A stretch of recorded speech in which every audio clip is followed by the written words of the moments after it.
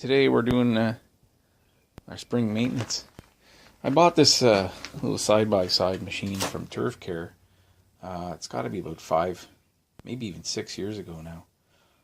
I got the year written down inside, but I had a problem yesterday. The belt keeps jumping off, and that's a weak point on this machine because I've changed that belt at least twice now, maybe 3 times. And there's 2 weak points. That and the air filter over here. It's got a... I'm going to redesign this thing so that it actually has like a snorkel.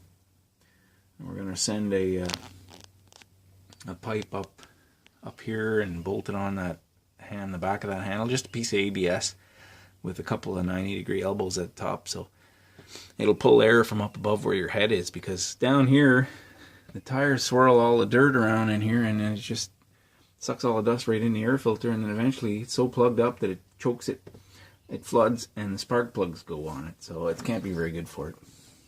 So you need to buy like 1 or 2 air filters per year, and so I'm going to pull that belt off today.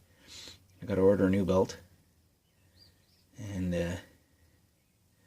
other than that, I've never really had too many problems with this. Little things like switches, and I put a new solenoid on a couple of weeks ago. I had some video of that, but I didn't even bother putting it on YouTube. So that's a Briggs & Stratton V-twin. I think it's 16 horsepower. It says on the other side. Let's go take a look. Yeah, it's 16 V-twin 16 horsepower air-cooled engine. It gets awful hot in there on a hot day in the summer. I tip up the box if I can, let some air flow around in there, because with that box down, it just holds all the heat right in there.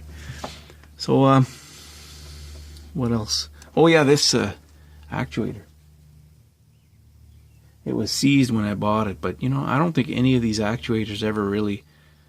There's always a way to bring them back from the dead. There's a big spring, bunch of moving parts in there. I had it apart, and for about a week or 2 weeks I had it clamped in the vise, all in pieces, and I would just squirt oil on all the mechanism in there, down in the bottom. I pull that sleeve off, and eventually I got everything unseized, and it works fine now.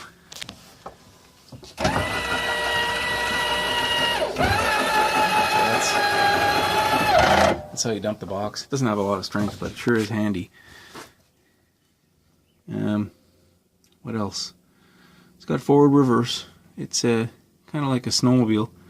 It's got that infinite, this gear, the belt drops down to the center, and this one gets bigger. So that's what gives you your speeds. So today I'm going to pull that belt off. We're going to order a new belt. And what I'm using right now is the Kubota with a trailer behind it. That's what I'm using. So it's got a lot more pulling power, and it's a liquid cooled diesel. So if you're really working a machine hard, those air cooled engines, they need time to cool down. So I'm going to drag some trees around with that thing. I'm going to leave the snowblower on for today, just to give it a little weight on the front end. That's got a high-low range. It can pull it can really pull, and it weighs about 1,800 pounds with the snowblower, I think. So that's what we're up to today. So you know what? This belt doesn't look like there's very much wrong with it, but you can kind of see one side's more worn than the other. It's hard to tell, but the side on this side, my thumb, it's got a bit more of an angle. I'm going to put it back on the other way, and we'll see if it can run like that, because something's causing it to jump off. I can't find a number on it, but I'll bring that. They'll measure it at my supplier there. I buy belts from him all the time. I'll get a Gates. Get the green Gates. It's the best belt you can buy. Something that can take a lot of heat, because I think that's what happened to this belt. It kind of cooked last summer, and then it starts twisting around and jumping off. It's jumping off now. It wasn't doing it last year, but it's annoying because this whole machine, you can't use it now, and we really need it, because I got about 20 trees came down in that windstorm last week, in the ice storm, and we're trying to clean them up. So it goes pretty quick. It's got a 4x4 box, so you can, it's like a power wheelbarrow, this thing. You can fill that box up and brush and firewood and tools and whatever you need. It's really, really handy. So that's what I'm doing today.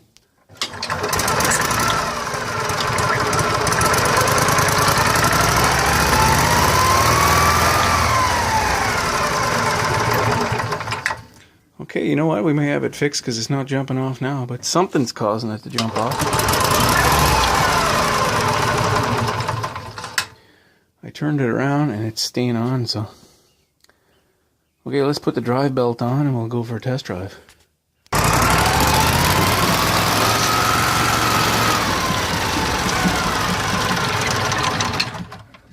It's still jumping around, it's jumping off.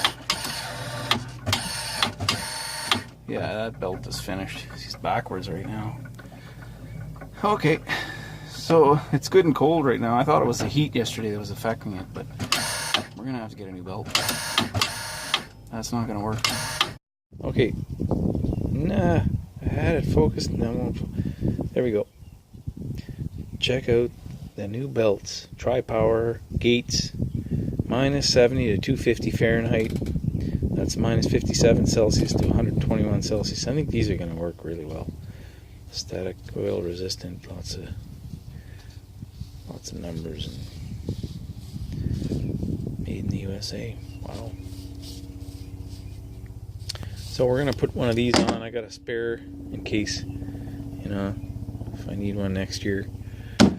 Here's the old one. Check this out. I mean, I can twist this thing around. You know, it is a used belt, so maybe that's why it's so easy to flex around, but try that with one of these. It does not. It's stiff as... So we're going to pop one of these on and go for a test drive. Okay, got it in there.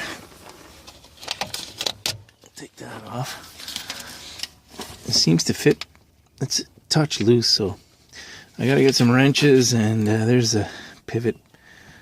You adjust it with that. You got to loosen the bolt down underneath there, and then that's your tensioning rod.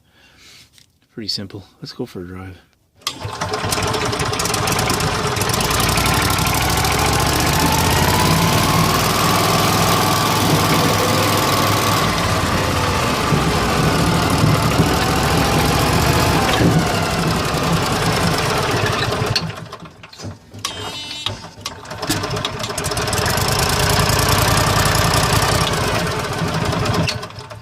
Alright, well that's fixed.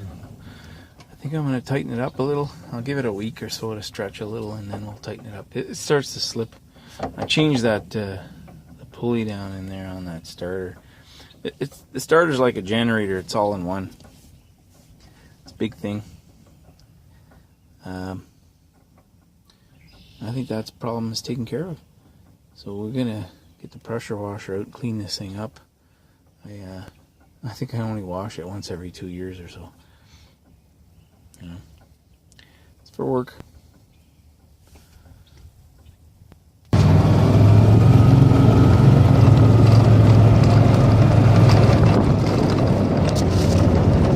Well, there it is, back in service again.